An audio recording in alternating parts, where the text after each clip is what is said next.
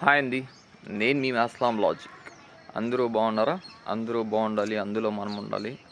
Topic ఏంటంటే, కొంతమంది caste గురించి మాట్లాడుకుంటున్నారు. ఈ మతం వేరు, ఆ మతం వేరు, నా కులం గొప్ప, నీ కులం గొప్ప, నా మతం గొప్ప, నీ మతం గొప్ప అని మాట్లాడుకుంటున్నారు. మీకు తెలియని విషయం ఏంటి అంటే, తెలియని విషయం అంటూ ఏంటి లేదు, తెలిసి కూడా తప్పులు చేస్తున్నారు. అది మ్యాటర్ ఏంటి అంటే, ఇప్పుడు మీరు తింటున్నారు కదా అన్నము, ఆ అన్నం వచ్చి ఏ కులం వాడు పండిస్తాడో మీకు తెలుసా?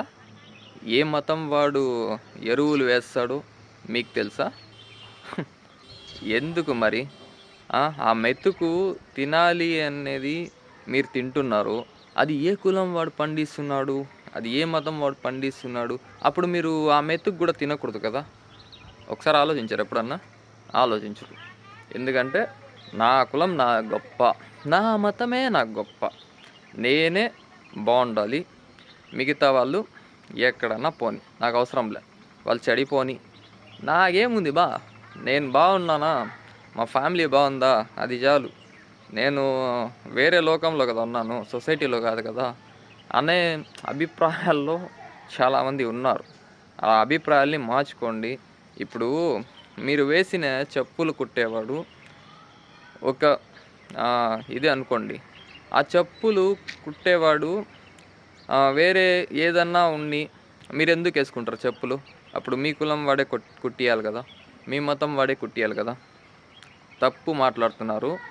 కాబట్టి దయచేసి ఒక విషయం అర్థం చేసుకోండి. మీరు తిట్టుకున్నా పర్లేదు, కానీ ఇది మాత్రం గుర్తుపెట్టుకోండి. ఏ కులం వాడు, ఏ మతం వాడు పోవాల్సింది ఆ మట్టిలోనే.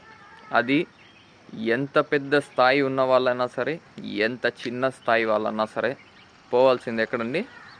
మట్టి లోపల పోతారు. ఆ మట్టి లోపల పోతే ఆ మట్టిలో కలుసుకోపోతుంటారు, చూసినారా?